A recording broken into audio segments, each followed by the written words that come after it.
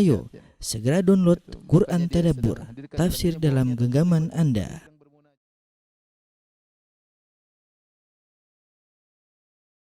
Bismillahirrahmanirrahim.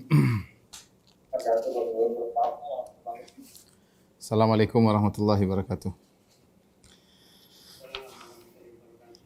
Alhamdulillahi ala ihsani wa syukru lahu ala taufiqihi wa amtinani. Asyhadu an la ilaha illallah wahdahu la syarika lahu ta'ziman li sya'ni. Wa asyhadu anna Muhammadan abduhu wa rasuluhu da'ila ridwani. Allahumma shalli alaihi wa ala alihi wa ashabihi wa ikhwani. Kawan-kawan yang dirahmati Allah Subhanahu wa taala, Bapak-bapak dan Ibu-ibu di Pertamina yang dirahmati Allah Subhanahu wa taala. Insyaallah kita lanjutkan pengajian kita pada kesempatan kali ini tafsir surat Al-Fajr ya, surat Al-Fajr yang berisi 30 ayat ya. 30 ayat ya. Yang surat Al-Fajr merupakan surat Makkiyah yang masih audiensnya adalah orang-orang musyrikin Arab ya. Sering saya ingatkan kalau surat Makkiyah berarti surat yang turun sebelum Nabi berhijrah. Sehingga kita tahu audiensnya adalah orang-orang musyrikin Arab. Adapun kalau Madaniyah audiensnya adalah orang-orang beriman, termasuk orang-orang munafik yang ada di sana, orang-orang Yahudi yang ada di Madinah. Sehingga nuansanya nampak berbeda ya antara nuansa surat-surat Makkiyah dengan nuansa surat-surat Madaniyah. Al-Fajr adalah surat Makkiyah, diturunkan sebelum Nabi berhijrah ya, sehingga audiensnya masihlah orang-orang musyrikin Arab. Allah Subhanahu wa taala berfirman di awal surat wal fajri. Waw adalah untuk sumpah, wal fajri demi fajar. Apa maksudnya demi fajar? Maka ada secara umum ada dua pendapat di kalangan para ulama. Pendapat pertama mengatakan demi fajar maksudnya demi waktu fajar. Demi waktu fajar. Pendapat yang kedua wal fajri maksudnya demi salat fajar. Demi salat fajar. Dua pendapat di kalangan para ahli tafsir. Allah alam yang lebih kuat adalah keumuman. Ya, al-fajr maksudnya demi waktu fajar. Dan kita tahu sebagaimana sering kita sampaikan Allah bersumpah dengan waktu dalam banyak ayat ya. Wal fajr demi fajar, demi duha, demi malam, demi siang. Wal asar demi asar ya. Demi masa ya. Banyak Allah bersumpah dengan waktu. Di antaranya Allah bersumpah dengan waktu yang spesial wal fajr demi al-fajr. Apa hikmah Allah bersumpah dengan al-fajr? Karena al-fajr adalah waktu yang spesial ya. Yang membangunkan seorang dari matinya sementara, karena kalau orang tidur ya maka dia dalam kondisi mati kecil ya. Kemudian dia terbangun ya. Makanya seorang yang bangun tidur mengatakan alhamdulillah ahyana ba'da ma amatana wa ilaihin nusyur. Segala puji bagi Allah yang telah menghidupkan kembali setelah mematikan kami, karena kematian adalah mati kecil ya. Waktu fajar seorang bangkit dari mati kecilnya kemudian mulai beraktivitas. Waktu al-fajr adalah waktu penentu dalam syariat kita, sangat penting. Di antaranya waktu penentu untuk berpuasa. Kalau sudah waktu fajar maka tidak boleh lagi makan dan minum. Ya, kalau sudah terbit fajar tidak boleh makan dan minum. Kemudian juga waktu fajar adalah awal dari salat subuh. Awal dari salat subuh, dan kita tahu salat subuh adalah salat yang spesial dalam Islam ya. Makanya Allah Subhanahu wa taala mengatakan wa Qur'anal fajri ya. Wa Qur'anal fajri yaitu maksudnya adalah salat fajar. Inna Qur'anal fajri kana masyhuda, bahwasanya salat fajar itu disaksikan oleh para malaikat. Disaksikan oleh para malaikat. Karenanya Nabi sallallahu alaihi wasallam mengatakan man shalla subha fa huwa fi dhimmatillah. Barang siapa yang salat subuh maka dia dalam lindungan Allah Subhanahu wa taala. Demikian juga kata Nabi sallallahu alaihi wasallam man shallal bardaini dakhalal jannah. Barang siapa yang salat al-bardain, dua salat yang dingin, dia masuk surga. Siapa dua salat? Apa dua salat ini? Maksudnya salat subuh sama salat asar. Salat subuh sama salat al-asr ya. Karena di waktu subuh masih dingin, waktu asar tadinya terik matahari mulai berkurang menuju maghrib, maka dua waktu ini adalah waktu yang biasanya orang lalai. Subuh orang biasanya terlelap dalam tidurnya. Al-asr orang baru selesai dari kerjaannya, lagi letih-letihnya, terkadang tertidur atau melalaikan waktu asar. Makanya dua waktu ini spesial, kata Nabi sallallahu alaihi wasallam, man shallal bardaini dakhalal jannah. Barang siapa yang salat dua salat ini, al-bard artinya dingin, salat dua yang dingin itu salat subuh dan salat asar, maka dia akan masuk surga. Ini Allah bersumpah dengan wal fajar, demi fajar ya, karena ada salat subuh di antaranya dalam waktu fajar. Kemudian Allah bersumpah berikutnya walayalin ashar, dan demi 10 malam, demi 10 malam. Ini pun ada dua pendapat di kalangan para ulama tentang makna walayalin asyar dan malam-malam yang 10 kalau bahasa kita, demi malam-malam yang 10.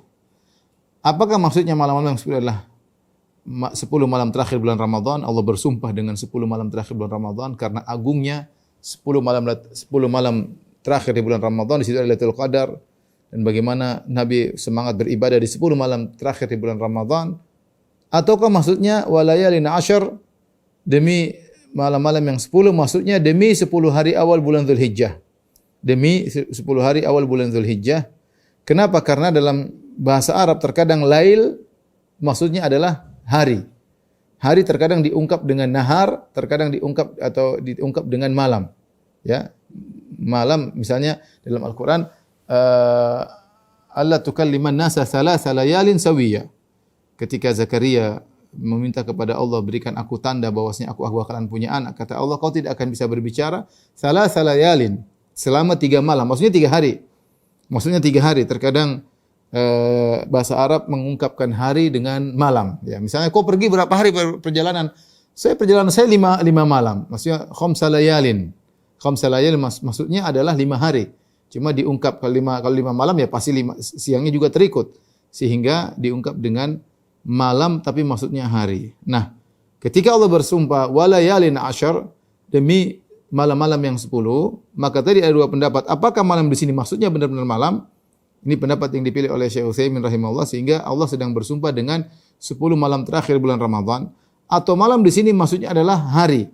Sehingga jumhur ulama, jumhur ahli tafsir menafsirkan walayalin asyar maksudnya 10 hari pertama bulan Dzulhijjah.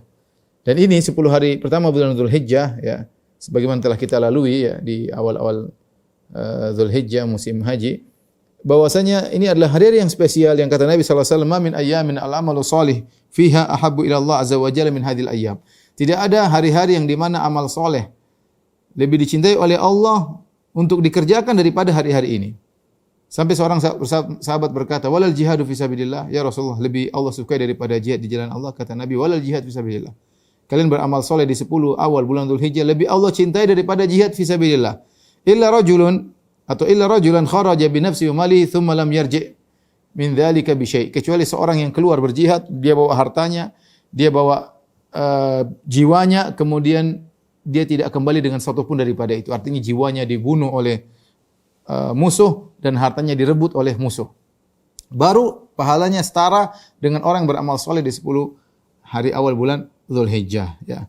Dan saya sering sampaikan bahwasanya di tanah air kita menghidupkan 10 awal bulan Dzulhijjah kurang begitu ramai, beda dengan 10 malam terakhir bulan Ramadan. Kalau 10 malam terakhir bulan Ramadan alhamdulillah banyak kaum muslimin yang semangat tarawih, kemudian iktikaf ya, beribadah dan banyak. Tapi kalau 10 awal hari bulan Dzulhijjah ini banyak yang melalaikan.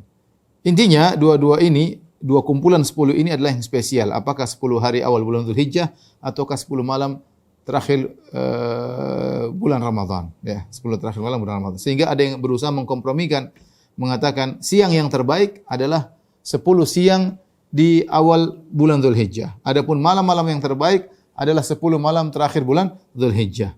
Malam yang terbaik sepanjang tahun adalah malam Lailatul Qadar yang terletak di 10 malam terakhir bulan Ramadan. Siang yang terbaik sepanjang tahun adalah hari Idul Adha, yaitu hari Nahar 10 Dzulhijjah yang terletak di 10 hari awal bulan Dzulhijjah. Ini diantara mengkompromikan dua pendapat tersebut. Wallahu a'lam bishawab, dua-duanya adalah waktu yang istimewa. Seorang berusaha beribadah di malam-malam terakhir 10 bulan Ramadan, 10 terakhir bulan Ramadan, atau di 10 hari awal bulan Dzulhijjah.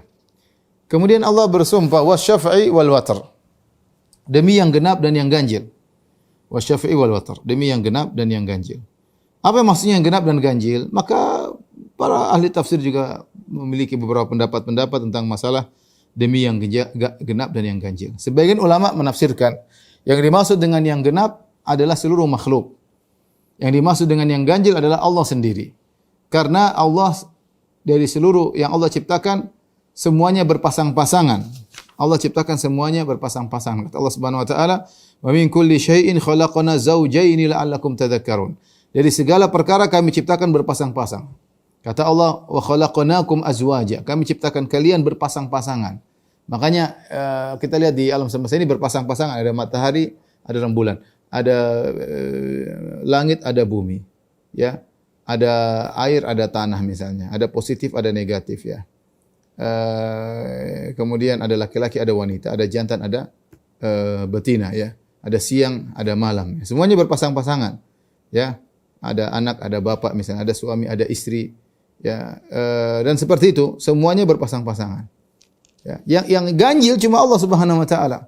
Makanya Nabi mengatakan innallaha witrun yuhibbul witr. Sungguhnya Allah ganjil, yaitu Allah esa. Allah tidak membutuhkan pasangan. Ya. Allah tidak membutuhkan pasangan dan Allah Maha Esa. Dan Allah mencintai yang ganjil. Sehingga sebagian ulama menafsirkan wasyafi'i wal watar, yaitu demi yang genap, maksudnya demi makhluk-makhluknya. Wal watar demi ganjil, karena Allah Subhanahu wa taala ganjil, tidak butuh pasangan. Oleh karenanya Allah harus ditauhidkan.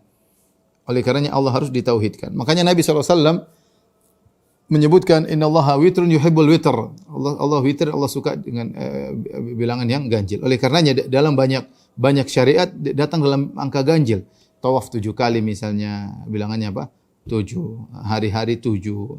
Ya seperti itu. Jumlah hari ada berapa? Ada 7 ya. Seperti itu. Banyak hal-hal yang salat witir, ada banyak ganjil ya. Sehingga kalau kita ingat ganjil, kita ingat Allah Maha Tunggal. Maksudnya Maha Ganjil itu Allah tidak butuh pasangan dan hanya Allah yang seperti itu. Semua makhluk butuh pasangan. Pasangan. Allah Subhanahu wa taala bersumpah wasyafi'i wal watar, demi yang genap dan demi yang ganjil. Ya, di antara para ulama yang menafsirkan yang genap maksudnya demi makhluk-makhluk yang Allah ciptakan semuanya genap berpasang-pasangan untuk menunjukkan dialah pencipta tidak berpasangan. Dialah pencipta tidak berpasangan, dia ganjil atau dia witr. Di antaranya yang menafsirkan maksudnya wasyafi'il wal watar maksudnya berkaitan dengan hari-hari haji. Wasyafi' maksudnya demi genap, maksudnya demi hari nahar tanggal 10 Dzulhijjah. Wal watar demi ganjil maksudnya demi hari Arafah tanggal 9 Dzulhijjah. Tapi ini ada pendapat di kalangan para ulama. Kemudian Allah bersumpah lagi wal laili idza yasar, demi malam apabila telah datang ya, apabila telah datang. Yasar wal laili idza yasar, yasar dalam bahasa Arab bisa maknanya dua, bisa datang dan pergi. Tapi yang lebih kuat dalam ayat ini maksudnya demi malam ketika datang. Kenapa? Kalau malam telah pergi berarti subuh, al-fajr, dan al-fajr Allah sudah bersumpah sebelumnya. Wal fajr wa layalin 'ashr wasyafi' wal watr wal laili idza yasar. Demi fajar, demi 10 malam, malam yang 10, kemudian demi genap dan ganjil. Kemudian wal laili idza yasar, demi malam ketika datang. Ya, Allah bersumpah tentang perginya malam di waktu fajar dan Allah bersumpah dengan datangnya malam dengan terbenamnya matahari. Ya. Kemudian kata Allah Subhanahu wa taala, hal fi dzalika qasamul lidzi hijr. Apakah pada yang demikian ini terdapat ya, sumpah yang dapat diterima bagi orang-orang yang berakal? Ya, ini Allah bersumpah. Ya, dan tentu apa yang Allah sebutkan semua ini ada faedahnya. Lidhi hijr maksudnya orang yang berakal, memperhatikan bagaimana al-fajr, bagaimana menakjubkan al-fajr, bagaimana menakjubkan tentang 10 hari pertama bulan Dzulhijjah atau 10 malam terakhir bulan Ramadan. Kemudian juga Allah bersumpah dengan yang genap dan ganjil, dan Allah bersumpah dengan malam yang tiba. Ini semua tentunya bisa diambil pelajaran dari bagi orang yang berakal. Lidhi hijr maksudnya bagi orang yang memiliki akal. Timbul pertanyaan, Allah bersumpah demi ini. Apa yang Allah ingin tekankan? Apa yang ingin Allah tekankan? Ya. Ternyata setelah itu Allah sebutkan tentang bagaimana nasib orang-orang terdahulu. Ya. Seakan-akan Allah menekankan kepada orang-orang musyrikin Arab bahwasanya kalian ini akan diazab kalau kalian tidak beriman sebagaimana orang-orang dahulu sudah diazab. Ya, kalau kita sebutkan pada pertemuan-pertemuan yang lalu, kalau Allah bersumpah demi ini, Allah sebutkan poin yang Allah sumpah karenanya. Ya. Misalnya wasyamsi wadhuhaha wal laili idza talaha wan nahari idza jallaha dan seterusnya. Kemudian Allah mengatakan was-samai wa ma banaha wal ardi wa ma tahaha wa nafsi wa ma sawwaha fa alhamaha fujuraha wa taqwaha qad aflaha man zakkaha. Allah bersumpah demi matahari, demi apa namanya? Demi waktu duha, kemudian demi malam, demi rembulan, dan terus sampai Allah menekankan qad aflaha man zakkaha, sungguh beruntung orang yang mensucikan atau membersihkan hatinya, membersihkan jiwanya. Dan demikian kalau Allah bersumpah, Allah menyebutkan apa yang perlu Allah tekankan, ya. Jadi masalah ketika Allah sebutkan dalam surat Al-Fajr, Allah tidak menyebutkan apa poin yang Allah tekankan. Allah langsung sebutkan tentang kisah orang-orang terdahulu yang diadab oleh Allah Subhanahu wa taala. Oleh karenanya para ahli tafsir mengatakan maksud Allah ketika tidak menyebutkan tentang apa yang Allah tekankan sudah dipahami bagi orang-orang Arab dahulu yang mereka pandai bahasa Arab, mereka pakar-pakar syair, mereka pandai bersyair, Abu Jahal dan teman-temannya, mereka ngerti bahasa Arab. Mereka tahu metode Al-Qur'an. Ya. Sehingga ketika Allah tidak perlu menyebutkan poin apa yang Allah tekankan, tapi sudah dipahami. Setelah Allah bersumpah, Allah menyebutkan bagaimana nasib Fir'aun, bagaimana nasib kaum Ad, bagaimana nasib kaum Samud, menunjukkan kalian wahai orang-orang musyrikin Arab, kalau kalian tidak beriman, kalian akan ditimpa dengan apa yang menimpa orang-orang terdahulu. Makanya setelah itu Allah sebutkan 3 kaum, Fir'aun, kemudian Samud, dan kaum Ad. Yang 3 kaum ini adalah 3 kaum yang diketahui oleh orang-orang musyrikin Arab. Mereka tahu tentang kabar Fir'aun. Mereka tahu tentang kabar Fir'aun. Dan mereka tahu juga tentang kaum Samud, dan mereka tahu juga tentang kaum Ad. Karena kaum Samud, kaum Ad sebagaimana pernah kita jelaskan adalah bangsa Arab. Sehingga kaum musyrikin Arab punya perhatian terhadap mereka. Adapun Fir'aun meskipun bukan suku Arab, tapi suku Aqbat, tetapi peristiwa yang besar yang dialami oleh Fir'aun menjadi booming, menjadi cerita yang terkenal seantero jagat raya ketika itu dan diketahui oleh Abu Jahal, Abu Lahab dan teman-temannya. Allah berfirman setelah itu mengkisahkan tentang kaum Ad, kaum Samud dan kaum Fir'aun. Kata Allah Subhanahu wa taala, "Alam tara kaifa fa'ala rabbuka bi'ad?" Tidakkah engkau Muhammad memperhatikan bagaimana Tuhanmu berbuat terhadap kaum Ad? Ya. Kemudian kata Allah Subhanahu wa taala, "Irama dzatil imad." Kaum Ad, keturunan Iram, Zatil Imad, yang memiliki bangunan-bangunan yang tinggi. Allati lam yukhlaq mithluha fil bilad. Yang kaum Ad tidak pernah diciptakan orang-orang seperti mereka. Seperti Allah sebutkan, wa thamudal ladzina jabus sakhra bil wad. Dan kaum Thamud yang mereka memotong batu-batu di lembah. Wa fir'auna dzil autad. Dan Fir'aun pemilik al-autad, maksudnya tali-tali yang kuat, pasak-pasak yang kuat. Alladzina taghaw fil bilad, yang ketiga kaum ini telah melakukan kerusakan di negeri-negeri. Fa aktsaru fiha al fasad, dan ketiga kaum ini mereka melakukan kerusakan yang banyak. Fa sabba alaihim rabbuka sawta adzab, maka Allah tumpahkan kepada mereka cemeti azab kepada mereka. Dan kata Allah Subhanahu wa taala, inna rabbaka labil mirsad, sungguhnya Tuhanmu benar-benar mengawasi. Baik, saya jelaskan secara singkat ya tentang kaum Ad, kaum Samud ya. Secara sederhana kita ada Nabi Adam alaihissalam ya. Setelah Nabi Adam kemudian ada keturunannya Nabi Nuh alaihissalam. Nabi Nuh alaihissalam punya beberapa anak ya. Ada 4 ya. Ada Yam, ada Ham, ada Sam, ada Yafith. Ada Yafith. Nah, ini Yam, ini yang tenggelam, kafir. Adapun sisanya Sam, Ham dan Yafith, inilah seluruh manusia kembali kepada 3 orang ini. Karena ketika banjir menimpa kaum di zaman Nabi Nuh alaihissalam, semua manusia meninggal kecuali 80 orang, dan memang manusia itu cuma sedikit, mungkin cuma sekitar Nabi Nuh saja ya. Kemudian cuma 80 orang yang meninggal, mereka naik di atas kapal. Dari 80 orang tersebut, yang keturunannya berlanjut cuma dari 3 orang ini. Ya. Kata Allah, wa ja'alna dzurriyyatahu humul baqin. Kami jadikan keturunan Nabi Nuh itu yang berlanjut sampai sekarang. Ya. Orang-orang Asia kembali kepada Yafith. Cina, Indonesia, Malaysia, Mongol kembali kepada Yafith. Adapun Ham seperti Sudan, India. Adapun Sam, inilah Persia, Romawi, Arab. Kembali kepada Sam ya.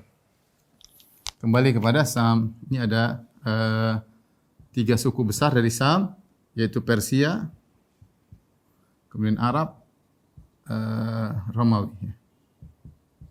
Ini kembali kepada Sam. Di antara anak-anak Sam, ya, Ada namanya Ad. Ad bin Iram bin Awad bin Sam bin Nuh alaihissalam. Nah, ini silsilahnya Ad. Nah, Ad ini adalah Arab yang pertama, suku Arab, bangsa Arab yang pertama.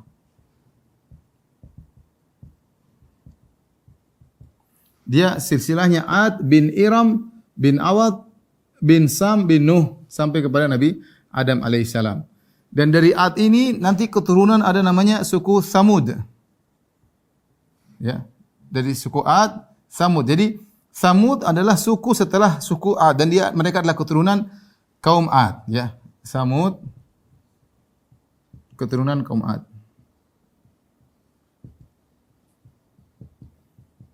Juga Arab, ini juga Arab. Ini juga sama-sama Arab.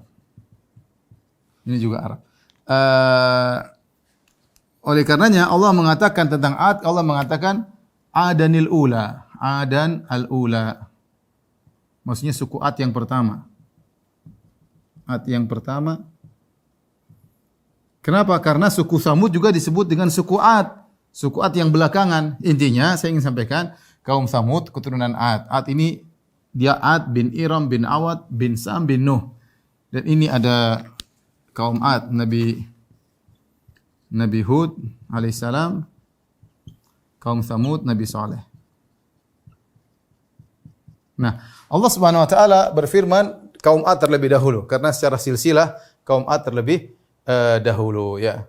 Nanti kemudian adapun Firaun belakangan, jauh di bawah. Ya, Firaun nanti zaman Nabi Musa jauh sekali di bawah, nanti ada Ibrahim, kemudian Ishak, Yakub, kemudian baru Yusuf, kemudian baru di zaman Nabi Musa zamannya Firaun. Jadi di bawah. Yang pertama kaum Ad, kaum Samud, ya. Kaum Ad tinggal di Al-Ahqaf, ya. Tinggal di Al-Ahqaf. Lokasinya Al-Ahqaf. Al-Ahqaf letaknya antara Yaman dengan Oman. Antara Yaman dan Oman. Oman sekarang, ya. Nabi Saleh lokasinya di Diyar Samud, yaitu kota Al-Ula. Sekarang namanya kota Al-Ula. Al-Ula. Kurang lebih 350 km utara Madinah. Ya, bisa lihat di internet banyak ya gambar-gambar Diyar Samud, ya. Itu kampungnya kaum Samud. Baik. Allah SWT berfirman, "Alam tarau kaifa fa'ala rabbuka bi'ad?" Tidakkah kalian lihat apa yang Allah lakukan terhadap kaum Ad? Irama dzatil imad. Dia adalah keturunan Iram, dzatil imad, yang memiliki tiang-tiang yang tinggi. Memiliki tiang-tiang yang tinggi. Yang benar wallahu alam bisawab, maksudnya kaum Ad mereka tinggi dan mereka memiliki bangunan-bangunan yang tinggi. Mereka memiliki bangunan-bangunan yang tinggi, ya. Oleh karenanya tubuh mereka kuat. Bahkan dalam Al-Qur'an disebutkan tubuh mereka lebih besar daripada kaum Nabi Nuh alaihissalam. Ketika Nabi Hud mengingatkan kepada mereka, "Wadhkuru idz ja'alakum khulafa'a min ba'di qaumi Nuhin wa zadakum fil khalqi bastah." Wahai kata Nabi Hud, wahai Ad, ingatlah nikmat yang Allah berikan kepada kalian. Kalian menjadi penguasa setelah kaum Nabi Nuh dan Allah tambahkan tubuh kalian yang kuat. Ya, kalian tubuhnya lebih kuat, lebih besar daripada nenek moyang kalian. Ya, sehingga para ulama ahli tafsir mengatakan Ad ini orangnya tingginya sampai 100 meter lebih dan seterusnya, tapi yang benar tidak sampai sekian. Manusia tertinggi adalah Nabi Adam alaihissalam. Manusia tertinggi Nabi Adam, dan Nabi Adam tingginya 60 hasta, dan 60 hasta kira-kira 50 meter. Kemudian setelah Nabi Adam tidak ada yang lebih tinggi daripada Nabi Adam. Maka kaum Ad meskipun dia besar tapi tidak akan melebihi 50 meter. Namun terkenal sangat kuat. Bahkan disebutkan oleh para tafsir kalau kaum Ad ingin menghabisi suku yang lain, dia tinggal kirim satu orang. Atau orang ini kemudian angkat batu tinggal lempar ke mereka karena tubuhnya sangat kuat, maka mereka sombong. Kata Allah Subhanahu wa taala, wa amma adun fastakbaru fil ardi bighairil haq. Adapun kaum Ad mereka sombong dan angkuh di atas muka bumi. Wa qalu man asyaddu minna quwwah, kata mereka siapa yang lebih kuat daripada kami. Jadi mereka kuat. Mereka memang kuat. Jadi sifat mereka kuat. Tetapi akhirnya Allah hancurkan mereka. Allah hancurkan mereka dengan apa? Dengan angin. Allah kirim angin. Allah tidak kirim batu, Allah tidak kirim besi, Allah tidak kirim air, Allah kirim udara. Tapi udara tersebut sangat kuat sakharaha alaihim sab'a layalin wa thamaniyata ayamin husuma. Yang mereka diangkat oleh angin tersebut, kemudian ditaruh di udara selama 7 malam, 8 hari. Bayangkan, tidak turun-turun. Angin begitu kuat. Angin yang ngangkat hewan aja saya belum pernah lihat ya. Saking kencengnya, bukan cuma hewan yang diangkat, manusia sekuat Ad yang badannya besar diangkat 7 malam 8 hari, digoncangkan dengan angin yang sangat sor-soran, yaitu angin yang sangat dingin, kemudian sangat berisik, kemudian digoncangkan begitu kuat sampai keluarlah isi perut mereka, kemudian mereka pun mati setelah 7 malam 8 hari, tidak langsung dimatikan tapi disiksa di udara dengan sakit yang luar biasa. Setelah itu dijatuhkan di atas muka bumi, maka jadilah mereka ka'annahum a'jazu nakhlin khawiyah, seperti pohon korma yang tumbang. Jadi pohon korma yang mereka jatuh, isi perut mereka sudah hilang, lepas di udara, jatuh, kepala mereka pecah di tanah. Itulah kaum Ad yang sombong dengan kekuatan mereka, Allah hancurkan hanya dengan udara yang Allah kirim. Wa thamud alladziina jabu as-sakhra bil wad. Kata Allah selanjutnya, tidakkah engkau lihat apa yang kami lakukan terhadap kaum Ad, wahai orang-orang Quraisy, wahai musyrikin Arab? Tidakkah kalian lihat juga apa yang telah kami lakukan kepada kaum Tsamud yang mereka memiliki kekuatan, mereka memotong batu di lembah, mereka bikin istana mereka, bahkan mereka watanhitunal jibala buyuta, mereka memahat gunung untuk dijadikan tempat tinggal, dan sudah dibuka oleh Arab Saudi ya. Kalau mau ke sana harus, kata Nabi sallallahu alaihi wasallam, jangan masuk di rumah mereka kecuali kalian dalam kondisi menangis. Kalau antum ke sana melihat ke lokasi kaum Ad, kaum Tsamud, antum berusaha menangis ya. Karena ini kaum yang pernah diberi kenikmatan oleh Allah kemudian diadab oleh Allah Subhanahu wa taala. Ya, maka kita harus peka. Jangan sampai kita bermaksiat kemudian Allah memberikan kita adab meskipun tidak sebesar adab kaum Tsamud, tapi paling tidak ada adab-adab yang lain, baik adab duniawi atau adab agama. Membuat hati kita keras, membuat kita tidak terenyuh mendengar ayat Allah, membuat kita malas untuk salat, malas untuk salat malam, malas untuk baca Al-Quran. Itu di antara hukuman yang Allah berikan. Maka Nabi melarang seorang masuk di diyar Tsamud kecuali illa an takunu bakin, kata Nabi. La tadkhulu ala masakinil ladzina zalamu anfusahum. Ya, jangan kalian masuk dalam tempat-tempat mereka illa an takunu bakin, kecuali kalian dalam kondisi menangis. Sekarang sudah dibuka, mungkin kalau umrah bisa ke sana, tapi tadi syaratnya harus menangis, harus mengambil ibrah. Adapun jalan-jalan ketawa ketiwi dilarang. Waktu saya ke sana 2 kali, saya lihat sebagian orang subhanallah mereka ke sana kemudian ketawa ketiwi, foto-foto, itu tidak benar, itu Rasulullah larang seperti itu. Kalaupun kita harus ke sana, maka kita harus mengambil pelajaran bagaimana suatu kaum yang pernah hidup yang kuat sampai mahat gunung dijadikan rumah, yaitu mungkin di zaman tersebut teknologi yang canggih, artinya hebat mereka bisa bangun rumah dalam gunung, tetapi akhirnya dibinasakan oleh Allah Subhanahu wa taala. Wa thamud alladziina jabu as-sakhra bil wad. Kemudian kata Allah Subhanahu wa taala, wa fir'auna dzil autad. Ya. Kata Allah, wa fir'auna dzil autad. Fir'aun, dzi artinya pemilik. Al-autad artinya pasak yang dipasang tali. Yang dipasang tali. Nah, para ulama khilaf tentang apa makna dari al-autad, apa makna dari tali ini. Ada 3 pendapat disampaikan oleh Tabari dalam tafsirnya. Di antaranya maksudnya al-autad, pasak-pasak maksudnya pasukan. Sama dengan pasukan-pasukan yang banyak. Fir'aun punya pasukan yang banyak. Makanya ketika Fir'aun marah, dia kejar Musa dan pengikutnya, dia bawa pasukan yang sangat banyak. Ada yang mengatakan pasak-pasak maksudnya Fir'aun punya tempat hiburan, punya lokasi hiburan yang berupa kemah-kemah yang dipasang pasak-pasak. Kita tahu kalau kita bikin kemah kan harus bikin pasak-pasak, ditanam pasak sini, baru bikin tali supaya kemahnya kuat. Jadi Fir'aun punya hiburan, tempat hiburan, mungkin dia nonton apa di situ, mungkin orang berkelahi apa, dia nonton di situ. Ini tempat hiburan. Ada yang mengatakan dzil autad maksudnya tali-tali yang digunakan untuk menyiksa. Sebutkan Fir'aun kalau dia ingin menyiksa orang yang tidak taat kepadanya, maka dia ambil tali, Kemudian dia ikat di tangannya satu, kanan, tali tangan kiri, kaki kanan, kaki kiri, kemudian ditarik sama dia. Ditarik dengan pasaknya tersebut, menyiksa agar lepas tangan dan kakinya, dan cara begitu dia menyiksa manusia. Mungkin dia gembira melihat orang disiksa dengan cara demikian. Artinya Allah menjelaskan, ini 3 kaum, semua kaum-kaum hebat. Kaum Ad, kaum Samud, kaum Fir'aun. Fir'aun lantarannya semua hebat. Kata Allah, alladzina tagaw fil bilad. Yang mereka melakukan kezaliman di negeri-negeri.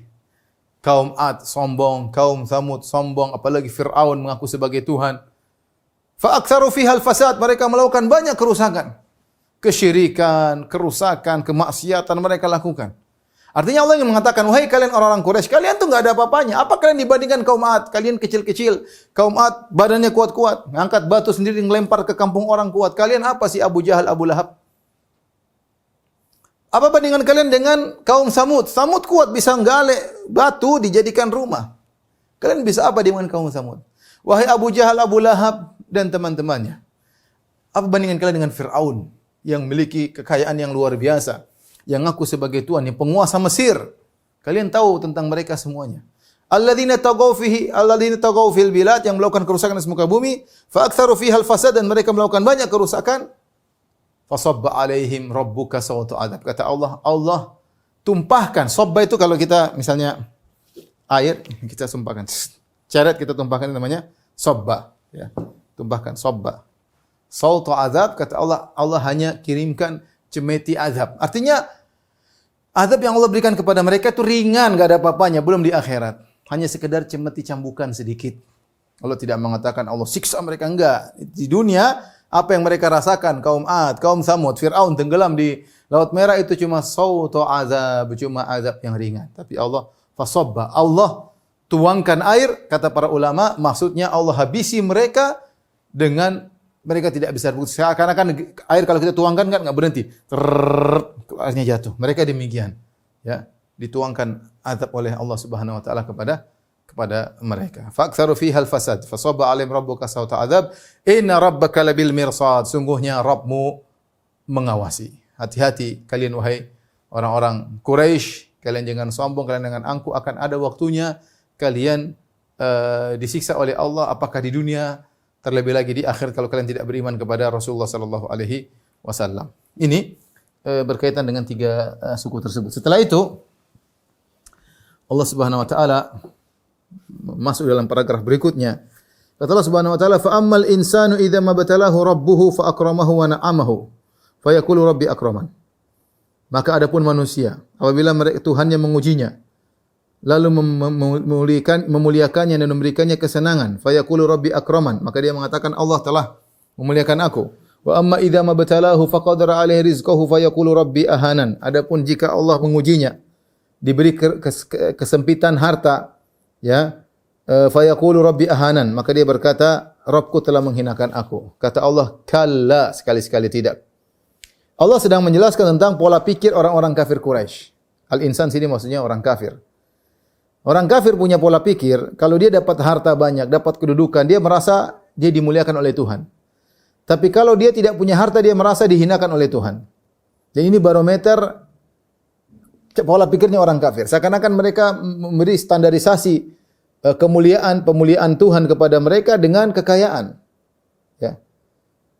Sehingga mereka kalau diuji oleh Allah dengan kekayaan, diberikan kejabatan yang lainnya, maka mereka berkata Rabbi akraman, Allah telah memuliakan aku. Tapi kalau faqadara alaihi rizqahu, Allah sempitkan rezekinya, dia berkata Rabbi ahanan, Allah telah menghinakan aku. Maka Allah bantah, kalla, sekali-sekali tidak. Ini harus kita perhatikan ikhwan dan akhwat, bahwasanya yang menjadi patokan kemuliaan Allah bukan kaya dan miskin. Inna akramakum indallahi atqakum. Ya, sungguhnya yang paling mulia di sisi Allah adalah yang paling bertakwa di antara kalian. Kekayaan yang kita kumpulkan tidak menambah umur kita meskipun sedetik pun.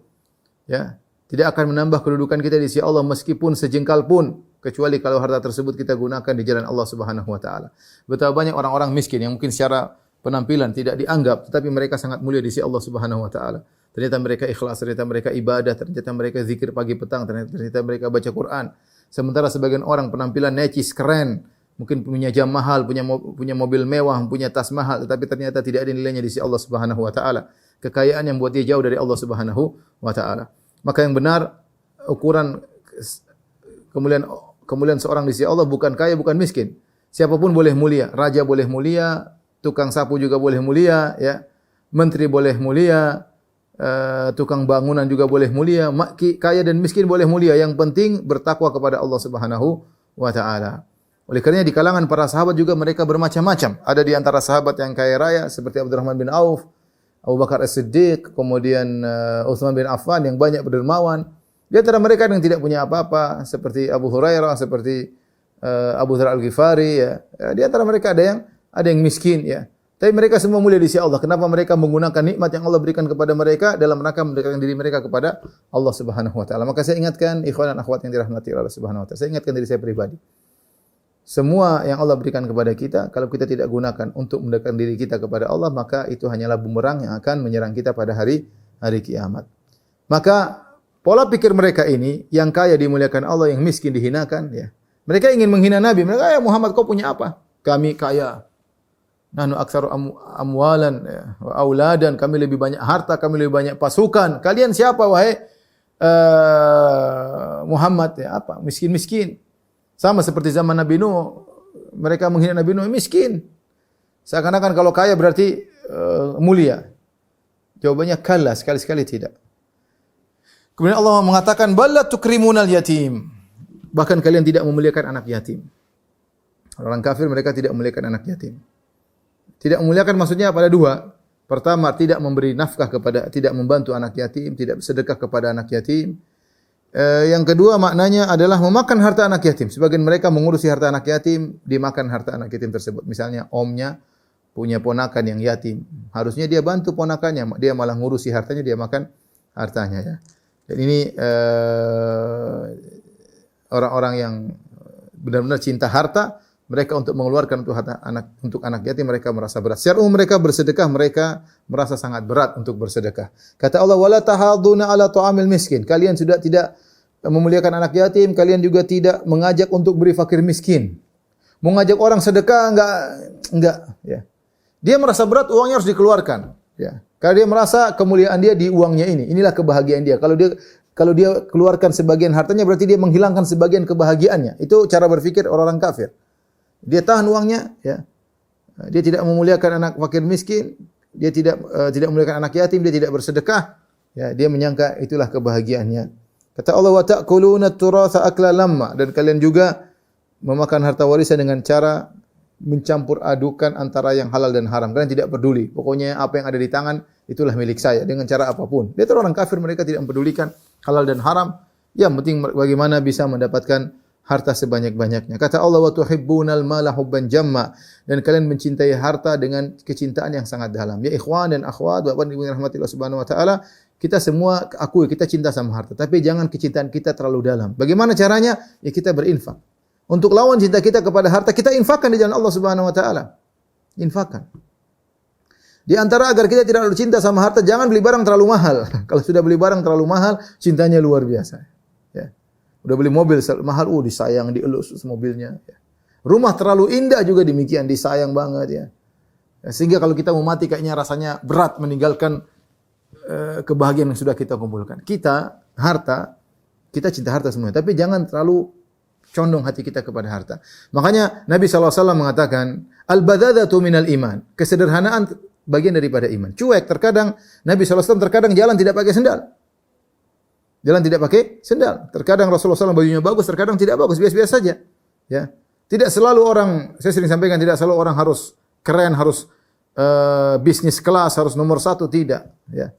Agar kita tidak terlalu cinta kepada dunia. Anda punya uang banyak, sekali-sekali Anda makan di warung yang murah. Anda duduk sederhana, makan di rumah makan yang murah. Terkadang Anda makan bersama orang miskin, udah ajak makan sama. Ini semua untuk apa? Melawan kecintaan kepada harta.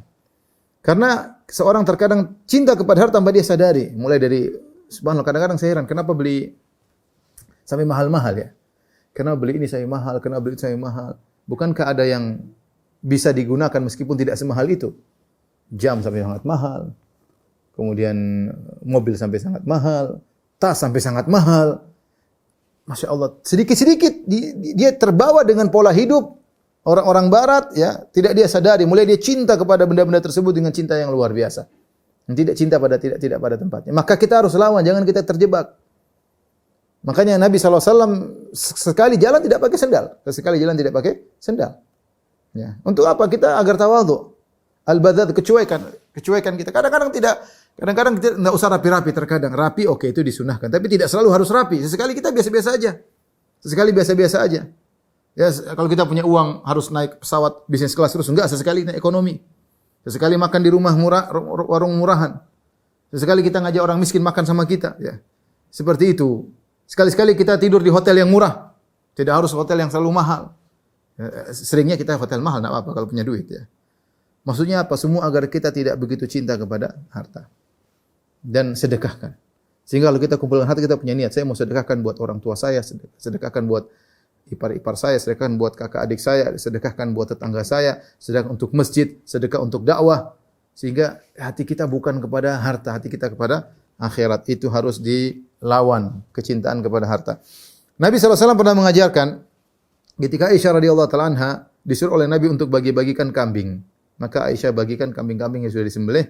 Nabi bertanya, "Ma baqiya minha?" Wahai Aisyah, apa yang tersisa dari kambing? Kata Aisyah, "Ma baqiya minha illa katifaha." Semuanya sudah dibagi. Yang belum dibagi cuma pundak kambing. Kata Rasulullah SAW, "Baqiya kulluha illa katifaha." Justru sebaliknya, yang belum kau sedekahkan dari daging kambing, itu yang tidak tersisa. Yang semua yang kau sedekahkan, itu yang tersisa. Tersisa aset di akhirat. Yang belum kau bagi, itu tidak tersisa. Akan habis di dunia ini. Kita kalau punya uang 100 juta, 50 juta kita sedekahkan di jalan Allah, tersisa enggak? Tersisa. Nanti kita akan lihat asetnya pada hari kiamat kelak, aset kita. 50 juta kita gunakan beli ini, selesai. Selesai. Yang tersisa itulah yang kita keluarkan di jalan Allah Subhanahu wa taala. Kemudian Allah Subhanahu wa taala berfirman, "Kalla idza dukkatil ardu dakkan dakka." Jangan berbuat demikian apabila bumi digoncangkan berturut-turut. Wa jaa'a rabbuka wal malaku saffan saffan, dan datanglah Tuhanmu sedang malaikat berbaris-baris. Artinya kau lakukan demikian, kejar dunia, pelit sama orang lain, bahkan pelit sama keluarga, pelit sama istri, pelit sama anak, pelit sama ayah dan ibu. Mau apa duit sebanyak itu? Akan datang hari di mana idza dukkatil ardu dakkan dakka. Tatkala bumi digoncangkan dengan sedahsyat-dahsyatnya, hari kiamat kau akan bertemu dengan hari tersebut. Wa jaa'a rabbuka wal malaku saffan saffan, kemudian kau akan dibangkitkan di padang mahsyar, kemudian datang Rabbmu untuk menghisapmu. Rabbmu datang dengan diiringi oleh para malaikat yang bersaf-saf. Kau akan menemukan hari tersebut. Kau akan dihisap, semua hartamu akan dihisap. Ya, akan dihisap. Oleh karenanya saya nasihat diri saya juga para ikhwan, kita kalau ada kelebihan harta jangan paksakan diri, harus dilawan. Ya. Pelit itu penyakit. Pelit itu penyakit. Kalau tidak dilawan kita akan terjebak dengan rasa pelit terus. Dan kecintaan kita kepada dunia semakin tinggi. Mau keluarkan, aduh enak saja dia tidak kerja, saya yang kerja setengah mati. Keluarin bismillah. Keluarin bismillah. Jangan pelit. Ya. Jangan pelit. Kalau sudah terbiasa bersedekah nanti enggak enak kalau enggak bersedekah. Enggak enak kalau enggak bersedekah. Taib, setelah itu kata Allah, waji'a yauma idzin bi jahannam. Pada hari tersebut akan dihadirkan neraka jahanam. Neraka jahanam sudah ada. Surga sudah ada, tapi tinggal dihadirkan. Allah tidak mengatakan diciptakan neraka jahanam ketika tidak, tapi dihadirkan. Ya. Dihadirkan sebagaimana dalam hadis, yu'ta bi jahannam yauma idzin laha sab'una alfa zimamin ma'a kulli zimamin sab'una alfi malakin yajurrunaha. Kata Nabi SAW, neraka dihadirkan pada hari tersebut ada 70.000 tali untuk menarik neraka tersebut. Setiap tali tersebut ditarik oleh 70.000 malaikat, dihadirkan. Yauma idzi yatadzakkarul insanu wa anna lahu dzikra. Maka pada hari tersebut tatkala dihisab, tatkala neraka dihadirkan, maka setiap manusia akan ingat apa yang telah dia lakukan. Dia baru sadar wa anna lahu dzikra, dan apa fungsinya dia ingat ketika itu, tidak ada faedahnya penyesalan. Yaqulu ya laitani qaddamtu li hayati, maka dia berkata, seandainya aku dahulu di dunia melakukan amal soleh untuk kehidupanku yang sungguhnya sekarang ini. Dia mengatakan, yaqulu ya laitani qaddamtu, seandainya saya dulu di dunia ketika masih hidup, aku melakukan banyak amalan li hayati, kehidupanku, karena kehidupan yang sungguhnya adalah kehidupan sekarang. Setelah dibangkitkan itulah kehidupan yang sungguhnya. Kehidupan yang sekarang kita jalani di dunia cuma sebentar, 60 tahun, 50 tahun, 70 tahun, 80 tahun, 100 tahun lah, cuma sebentar. Setelah itu abadi. Dia menyesal. Dan kata para ulama, penyesalan diucapkan oleh semua manusia. Orang-orang kafir menyesal kenapa tidak beriman. Para pelaku maksiat kenapa menyesal tidak beramal soleh. Yang beramal soleh juga menyesal kenapa dulu dia amal solehnya kurang. Kenapa sedekahnya kurang, kenapa masih perhitungan sama orang tuanya dalam bersedekah. dalam memberi hadiah kepada orang tuanya? Kenapa masih malas-malas salat malam? Kenapa kurang baca Quran sementara waktunya habis untuk baca medsos yang tidak ada faedahnya, hanya menambah sampah dalam otaknya? Ya, tidak milah-milih berita yang harus dibaca, hanya kesenangan. Ya, dia menyesal seluruhnya, menyesal. Waktu terbuang-buang. Hari-hari lewat tidak ada lembaran Quran yang dia baca. Ya. Tidur kemalaman, tidak bisa salat malam, menyesal. Bahkan bukan saya katakan, bukan cuma orang kafir yang menyesal, orang beriman juga menyesal kenapa dia dulu tidak banyak beramal saleh. Ya. Yaqulu ya laitani qaddamtu li hayati. Kenapa dulu aku tidak banyak beramal saleh? Fa yauma idzil la yu'adzibu adzabahu ahad. Adapun orang kafir selesai, masuk dalam neraka, mereka berteriak-teriak wa hum yastarikhuna fiha, mereka berteriak-teriak, Rabbana akhrijna na'mal salihan ghairal ladzi kunna na'mal. Ya Rabb kami, keluarkan kami dari neraka jahanam, kembalikan kami ke dunia, kami akan melakukan amal saleh yang tidak dulu kami kerjakan. Menyesal. Rabbirji'un la'alli a'malu salihan fima tarakt. Ya Allah kembalikanlah aku, aku ingin beramal. Tidak ada. Kata Allah, fa yauma idzil la yu'adzibu adzabahu ahad. Pada hari tersebut tidak ada yang bisa mengadab seperti adabnya Allah. Kalau kita bicara surga, surga begitu indah, nikmat yang tidak bisa kita bayangkan. Adab neraka juga sebaliknya. Adab neraka, adab yang sangat luar biasa yang tidak bisa dibayangkan oleh seorang. Makanya Allah mengatakan, yauma idzin fa yauma idzin la yu'adzibu adzabahu ahad. Tidak ada seorang pun yang bisa mengadab seperti adabnya Allah. Kita di dunia kita bayangkan bagaimana menyiksa orang. Mungkin kita ambil orang, kita robek-robek badannya dengan silet, kita kasih air jeruk, kita kasih air cuka, mungkin siksa seperti apa? Masih kurang. Tidak ada yang bisa menyiksa seperti siksaan Allah pada hari kiamat kelak. Ya, dan ini siksaan yang sangat pedih pada hari kiamat kelak. Wala yuthiqu wathaqahu ahad.